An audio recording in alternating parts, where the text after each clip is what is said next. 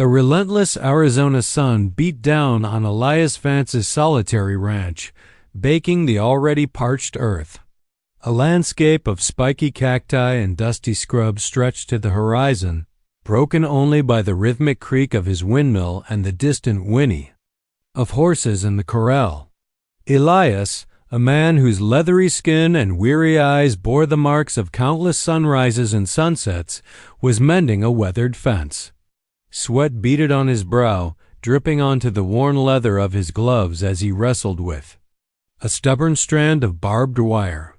His trusty Mustang Dusty grazed nearby, a silent companion in the vast, unforgiving expanse. Elias paused, wiping his brow with the back of his hand, his gaze sweeping across the dusty horizon, a habit ingrained from years of isolated living, where reading the land was a matter of survival. It was then that he saw it, a dark, unsettling anomaly near the old trail to Cottonwood. It wasn't cattle, nor was it a rider. A knot of unease tightened in his gut. Grabbing his Winchester from where it leaned against the fence, he swung himself onto Dusty's back. The horse, sensing the shift in Elias's demeanor, gave a restless shake of its head but obeyed the command. Elias's heart began to thrum a little faster. The ranch's solitude had taught him that anything out of place usually spelled trouble. As they drew closer, the dark shape resolved itself into a small, unmoving figure on the ground. A faint, acrid scent like lingering smoke hung in the still air, yet there was no visible fire. Elias dismounted, rifle held loosely, approaching with the cautious steps of a man who had faced danger many times before. The figure was a child, a young girl, lying face down.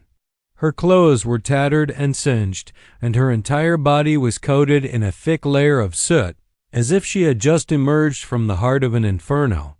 Elias knelt beside her, his gruff voice softer than usual as he called out, "Hey there, little one. You all right?" There was no response. His instinct was to remain guarded, but the sight of such vulnerability overrode his caution. Gently, he rolled her onto her back. Her eyes were closed, her face obscured by ash, but a shallow, fragile breath confirmed she was alive. And then he saw it. Scrawled across her back in stark, sooty letters, tremulous yet undeniably clear, was the chilling message: she burned U.S. A cold dread coiled in Elias's stomach. He scanned the desolate landscape, a desperate search for any sign of a scorched campsite, another body, anything that could explain the horror, but there was nothing. Only the immense, echoing silence of the desert. He knew, with a certainty, that settled deep in his bones, that he couldn't leave her there. He had to take her back to the ranch, but the chilling words on her back promised a mystery far greater and more dangerous than any he had encountered before. Back at the ranch, the stark reality of his discovery weighed heavily on Elias. He carried the girl inside his modest cabin, laying her gently on his cot.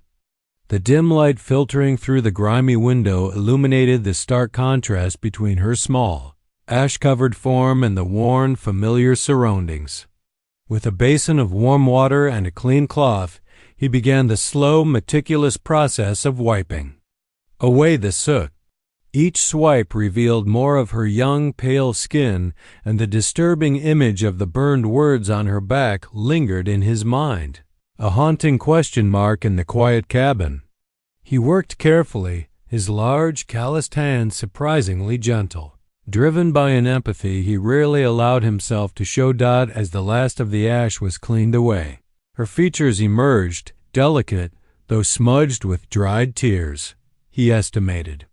She couldn't be more than 8 or 9 years old.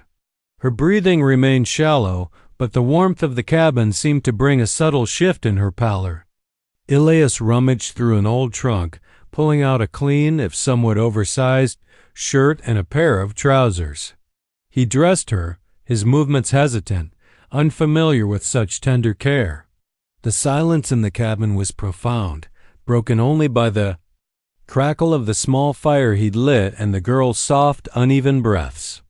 He sat beside her, a solitary vigil, his rifle propped within reach, his senses acutely aware of the vast, silent world outside.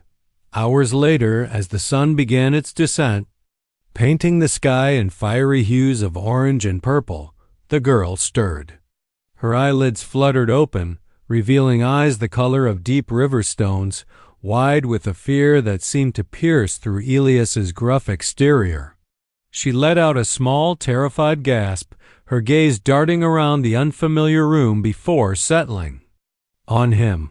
He remained still, trying to project a sense of calm, his hand resting on the worn leather of his belt, ready for any sudden movement. He knew the fear in her eyes was justified, and his own heart ached with a forgotten sense of compassion. "It's all right, little one," Elias said, his voice a low rumble, an unaccustomed softness in its tone. "You're safe here. My name's Elias. What's yours?" The girl stared at him, her lips trembling, but no sound emerged. She tried to push herself up, a flash of pain crossing her face, and then her eyes closed again. Elias realized the extent of her exhaustion, both physical and emotional. He reached for a tin cup, filling it with water from a nearby pitcher, and held it to her lips. She drank weakly, her small hands shaking. It was a small act, but in the desolate solitude of the ranch, it was a beginning, a fragile thread connecting two lost souls in a vast, indifferent land. Days turned into a week. The girl, who eventually whispered her name was Sarah, slowly began to recover, though the trauma was clearly etched in her silent demeanor. She rarely spoke, her gaze often distant, lost in some unseen memory. Elias tried to coax her with simple questions. "Where are your folks, Sarah?" or "What happened out there?" But her only response was a terrified shake of her head or a silent, blank stare. He recognized the signs of deep shock, a wound far more profound than any physical injury. He cooked simple meals, shared his meager provisions, and ensured she had a clean bed, treating her with a quiet, patient kindness.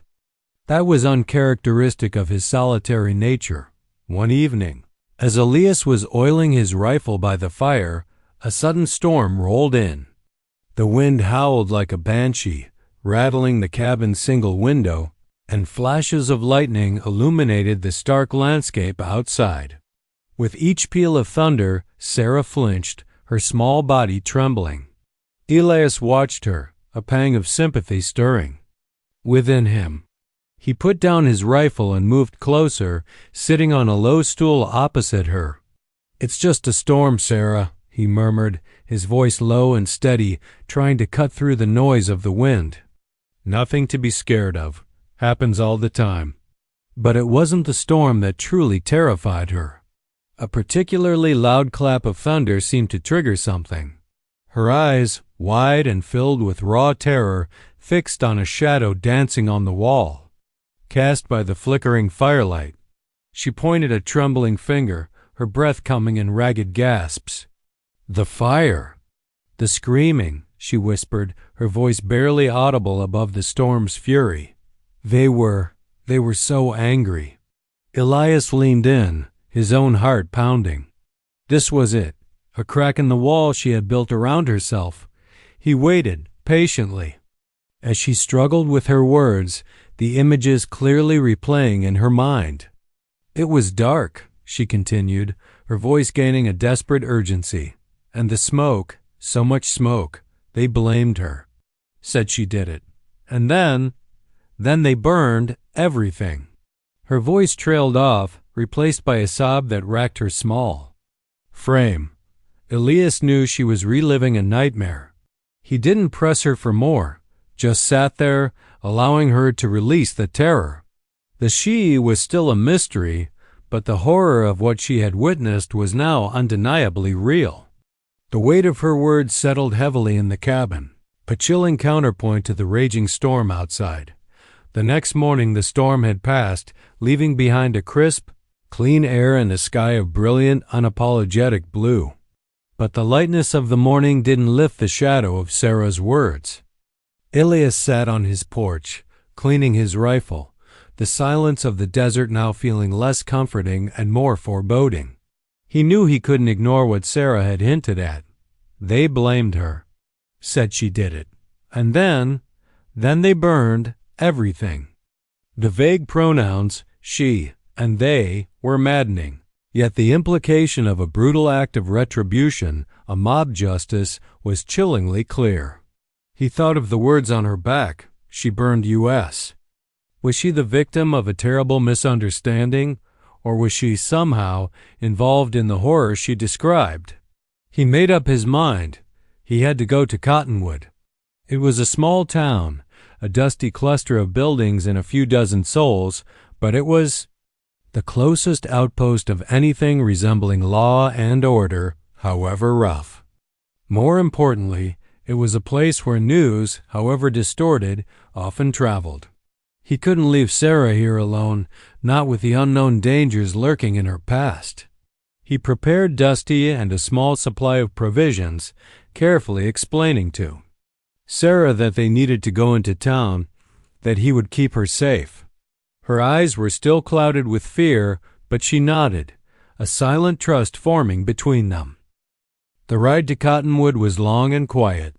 Elias kept his senses sharp, scanning the horizon, his hand resting frequently on his rifle. The desert, once his familiar sanctuary, now felt like a vast, watchful eye. He was no longer just a rancher. He was a protector, a reluctant guardian to a child carrying a terrible secret. He knew the people of the West could be swift in their judgments and even swifter in their actions. A story of a fire and an accusation, especially one involving a child, could easily escalate into something brutal and irreversible. He had to tread carefully as they approached the outskirts of Cottonwood. The familiar sounds of a blacksmith's hammer, distant saloon music, and the rumble of wagon wheels filled the air. Elias felt a familiar tension in his shoulders. He didn't know what he would find or who, but he knew he couldn't back down. Sarah clutched his shirt, her small face pressed against his back, her fear a palpable presence. He had to find out the truth, not just for Sarah, but for the very idea of justice. In this harsh, unforgiving land, the whispers of the past were about to collide with the rough realities of the present. Cottonwood was a hive of activity, a stark contrast to Elias's isolated ranch. Wagons rumbled down the dusty main street. Cowboys on horseback weaved through. Pedestrians and the cacophony of saloon pianos mingled with the shouts of merchants. Elias dismounted at the general store, a central hub for news and gossip. He tied Dusty to the hitching post, Sarah clinging to his leg, her eyes wide with a mixture of fear and childlike curiosity. He surveyed the faces in the street, searching for any sign of recognition, any flicker of understanding inside the store. The air was thick with the smell of leather, coffee, and unwashed bodies. Elias approached the counter where Old Man Hemlock, the store owner, was weighing out flour. Hemlock was a known gossip, his ears always open to the town's whispers. "Morning, Elias," Hemlock drawled, his eyes widening slightly as he noticed Sarah clinging to Elias. Well, what brings you to town with a little shadow?" Elias kept his voice even, casual. "Found her wandering out near the old Blackwood Trail, Hemlock. Looks like she's been through some trouble." Hemlock's eyes narrowed. "Blackwood Trail, you say?" There was a story a few weeks back. From the Blackwood Creek settlement. Fire. Terrible thing. Whole place went up in smoke. They said a young woman, a drifter, had a dispute with some of the men there. Caused a ruckus. Some folks were mighty angry. Whispers of an accident, then vengeance. But no one really saw the full thing. Just smoke and screams. The settlement was wiped clean. His voice dropped to a near whisper. They said it was a witch's fire. Some even said the drifter was a witch, and the folks there, they took matters into their own hands. Elias felt a cold dread creep through him, a drifter, a young woman, a fire, vengeance. It all clicked into place, pieces of a horrifying puzzle. And what happened to this drifter? Elias asked, his voice tighter than he intended. Hemlock shrugged, a grim look on his face. No one knows for sure, Elias. She disappeared. But some say she was caught in the fire she started. Others say she was run out. Either way, the settlement's gone. Nothing but ash. Elias looked down at Sarah, who was now trembling. The pieces aligned. A frightened community, a hasty accusation, and a terrible, misguided act of justice that had left a child orphaned and bearing a horrifying message. He knew then that the true danger wasn't just Sarah's past, but the town's own hidden secrets and the rough, unforgiving brand of justice that sometimes gripped the American West. He had to protect Sarah, and in doing so, perhaps uncover the full, brutal truth of what truly happened at Blackwood Creek.